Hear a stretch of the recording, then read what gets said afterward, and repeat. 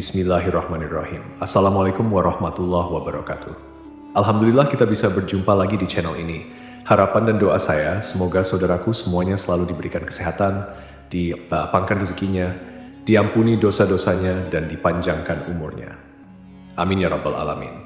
Sahabat beriman yang dirahmati Allah, pada kesempatan kali ini saya akan membahas mengenai dosa istri kepada suami. Lalu, apa saja dosa istri kepada suami yang sering dilakukan? Yang pertama adalah tidak taat pada suami. Tak bisa dipungkiri, seorang istri yang baik dan solehah adalah istri yang senantiasa taat pada suami dalam keadaan dan kondisi apapun, dengan catatan selama masih dalam kebaikan. Karena dengan ketaatan istri kepada suami, insya Allah akan menumbuhkan rasa cinta, kasih sayang, serta kesetiaan suami kepada istrinya.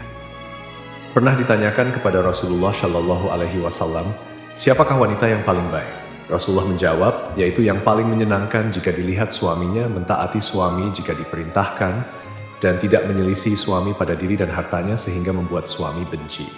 Hadis riwayat An-Nasai dan dalam hadis lain Rasulullah Shallallahu Alaihi Wasallam juga bersabda, jika seorang wanita selalu menjaga salat 5 waktu, juga berpuasa sebulan di bulan Ramadan, serta betul-betul menjaga kemaluannya dari perbuatan zina dan benar-benar taat pada suaminya, maka dikatakan pada wanita yang memiliki sifat mulia itu, masuklah dalam surga melalui pintu mana saja yang kau suka. Dari dua hadis tersebut, kita bisa tahu bahwa seorang istri yang taat pada suami adalah salah satu ciri wanita mulia. Dan bagi wanita seperti itu, maka Allah Subhanahu wa Ta'ala sudah menjanjikan surga bagi mereka. Namun, yang terjadi sekarang adalah banyak para wanita yang kurang paham dan terkesan menyepelekan arti pentingnya patuh terhadap suami, apalagi didukung dengan maraknya media sosial yang kurang bisa dimanfaatkan dengan baik di zaman sekarang ini. Pesan kepada para istri, mulailah untuk patuh kepada suami, mengikuti perintahnya yang baik, dan tidak menyepelekan suami. Saat seorang istri mampu bekerja dan menghasilkan penghasilan sendiri, apalagi sampai meremehkan suami, hal ini bisa menjadi masalah dalam rumah tangga. Karena patuh terhadap perintah suami, insya Allah akan ada berkah tersendiri bagi rumah tangganya. Lalu yang kedua, menuntut kesempurnaan. Seperti yang kita tahu, tidak ada satupun di dunia ini yang sempurna, termasuk dalam kehidupan rumah tangga. Pasti akan diterpa segala macam ujian dan cobaan. Apabila seorang istri menuntut suami dengan kesempurnaan dalam kehidupan rumah tangga, maka seorang istri yang seperti itu akan mendapatkan peringatan dari Allah Subhanahu wa Ta'ala. Karena secara tidak langsung, sifat seorang istri yang seperti ini hanya akan memicu pertengkaran dan keretakan dalam rumah tangga. Sedangkan kita tahu Allah Subhanahu wa Ta'ala sangat tidak menyukai adanya keretakan rumah tangga dikarenakan tuntutan kesempurnaan dari suami. Untuk itu, sebelum menikah, sangatlah penting untuk menjalin komitmen bersama dan mampu memahami kondisi pasangannya, supaya setelah pernikahan keduanya bisa saling membantu dan saling melengkapi. Yang ketiga, mengingkari kebaikan yang dilakukan suami. Terkadang, apabila seorang suami sudah berusaha melakukan kebaikan kepada istrinya, tetapi kebaikan tersebut tidak sesuai dengan apa yang diinginkan oleh seorang istri, maka tak jarang seorang istri akan mengatakan bahwa tidak ada sedikit pun kebaikan yang bisa dilihat dari suaminya. Dan ketika seorang istri mengingkari kebaikan yang dilakukan oleh suami terhadapnya, maka seorang istri tersebut bisa dikatakan kufur atas nikmat yang diberikan Allah melalui suaminya. Rasulullah Shallallahu Alaihi Wasallam pernah bersabda, dan aku melihat neraka. Aku belum pernah sama sekali melihat pemandangan seperti hari ini. Dan aku lihat ternyata mayoritas penghuninya adalah para wanita. Mereka bertanya, kenapa para wanita menjadi mayoritas penghuni neraka, ya Rasulullah? Beliau menjawab, disebabkan kekufuran mereka. Ada yang bertanya kepada beliau, apakah para wanita itu kufur kepada Allah? Beliau menjawab, tidak. Melainkan mereka kufur kepada suami dan mengkufuri kebaikan suami. Seandainya engkau berbuat baik kepada salah seorang istri kalian pada suatu waktu, kemudian suatu saat ia melihat darimu ada sesuatu yang tidak berkenan di hatinya, niscaya ia akan berkata, aku sama sekali belum pernah melihat kebaikan darimu. Hadits riwayat Bukhari dan Muslim. Dari hadits tersebut sudah jelas dikatakan bahwa mengingkari kebaikan yang dilakukan suami kepada istri sama halnya dengan menyeret diri dalam siksa api neraka. Untuk itu, saran bagi para seorang istri, meski sekecil apapun kebaikan yang dilakukan oleh suami, Hargailah dan jangan sungkan untuk mengucapkan terima kasih kepada suami yang telah berusaha sekuat tenaganya untuk menyenangkan istri dan keluarganya. Keempat, tidak suka pada keluarga suami. Pernikahan tidak hanya bertujuan menyatukan dua manusia saja, akan tetapi pernikahan juga bertujuan menyatukan dua keluarga. Dan yang terjadi dalam masyarakat kita sekarang ini adalah ketika seorang istri sudah menikah, maka perhatiannya harus dicurahkan semua kepada suaminya. Sedangkan jika suami memperhatikan orang tuanya sedikit saja dan istri tahu akan hal tersebut, maka yang terjadi adalah kecemburuan sosial. Karena sifat dari wanita umumnya adalah tidak mau tersaingi dalam hal mendapatkan perhatian suami, lalu yang terjadi adalah seorang istri akan berupaya untuk menjauhkan suami dari keluarga. Jika ini yang terjadi, maka seorang istri sudah berdosa besar kepada suaminya. Saya berharap bagi wanita yang sudah menjadi istri, hendaknya juga menyambung silaturahmi yang baik dengan keluarga suami supaya tercipta keharmonisan dalam kedua keluarga. Kelima, mengungkit-ungkit kebaikan istri pada suami. Tak sedikit istri yang sering mengungkit-ungkit kebaikan atau bahkan derajat dirinya di hadapan suami. Hal ini bisa terjadi karena seorang istri menganggap sudah bisa menghidupi dirinya sendiri meski tanpa diberikan nafkah oleh suami. Sehingga yang terjadi adalah merendahkan kedudukan suami di mata istri. Dalam hal ini bisa memicu pertengkaran dalam rumah tangga, lalu yang terjadi adalah seorang istri akan mengungkit-ungkit kebaikan yang dilakukannya terhadap suami, tanpa menyadari bahwasanya hal yang dilakukan tersebut merupakan suatu dosa yang amat besar di hadapan Allah Subhanahu wa Ta'ala. Bahkan Rasulullah Shallallahu Alaihi Wasallam pernah bersabda, ada 3 kelompok manusia di mana Allah tidak akan berbicara dan tak akan memandang mereka pada hari kiamat, dan tidak akan menyucikan mereka, dan untuk mereka azab yang pedih. Sahabat bertanya, siapakah mereka yang rugi itu, wahai Rasulullah? Beliau menjawab, orang yang menjulurkan kain sarungnya ke bawah mata kaki atau isbal, orang yang suka mengungkit-ungkit kebaikannya, dan orang yang suka bersumpah palsu ketika menjual. Untuk itu, saran kepada para istri, hindari sebisa mungkin untuk mengungkit-ungkit kebaikan kepada suami, apalagi hal tersebut bisa merendahkan kedudukan suami dalam rumah tangga. Apabila seorang istri tidak melakukan hal tersebut, maka insya Allah tercipta keluarga yang sakinah, mawadah, warahmah yang diridhoi Allah Subhanahu wa Ta'ala. Bahkan Rasulullah Shallallahu Alaihi Wasallam pernah bersabda, ada 3 kelompok manusia di mana Allah tidak akan berbicara dan tak akan memandang mereka pada hari kiamat, dan tidak akan menyucikan mereka, dan untuk mereka azab yang pedih. Sahabat bertanya, siapakah mereka yang rugi itu, wahai Rasulullah? Beliau menjawab, orang yang menjulurkan kain sarungnya ke bawah mata kaki atau isbal, orang yang suka mengungkit-ungkit kebaikannya, dan orang yang suka bersumpah palsu ketika menjual.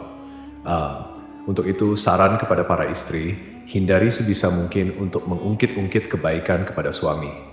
Apalagi hal tersebut bisa merendahkan kedudukan suami dalam rumah tangga.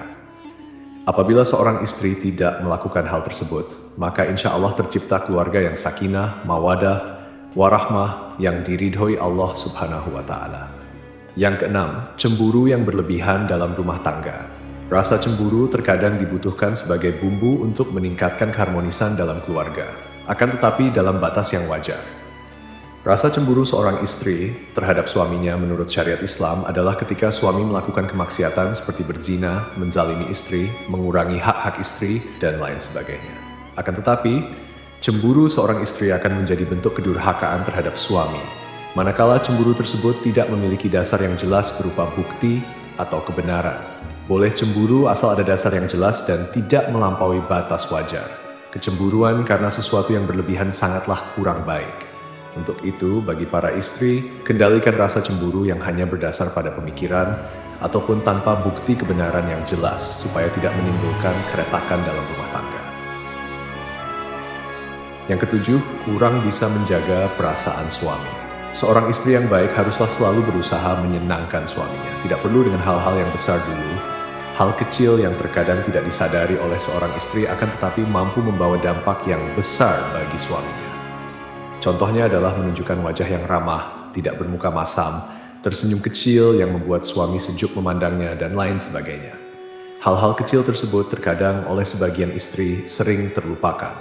Padahal kalau mau menyadari, hal kecil tersebut sangatlah berarti bagi seorang suami dan mampu memunculkan rasa sayang suami kepada istrinya.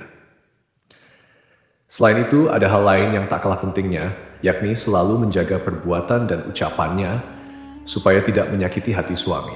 Misalnya adalah mencaci, berkata yang kasar, sering memojokkan suami sehingga terlihat salah di mata istri, suka mengkritik perbuatan baik yang dilakukan suami, dan lain sebagainya.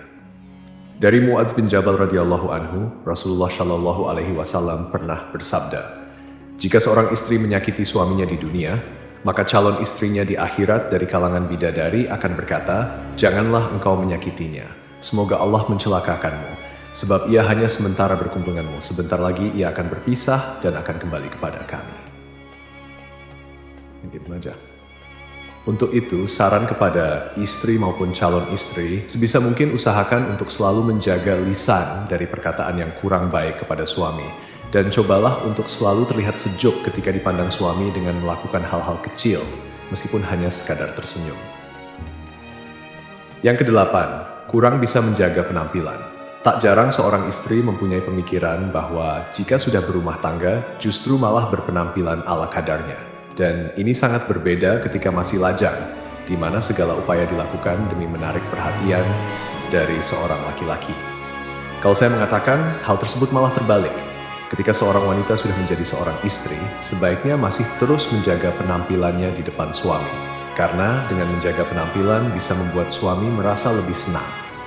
Berpenampilan menarik bisa disesuaikan dengan porsi masing-masing, jadi tidak juga harus terkesan dipaksakan.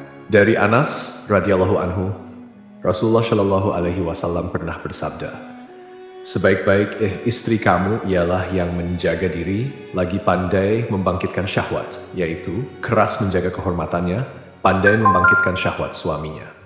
Untuk itu, berpenampilan menarik menurut porsinya masing-masing bagi seorang istri sangatlah disarankan untuk menyenangkan hati suaminya.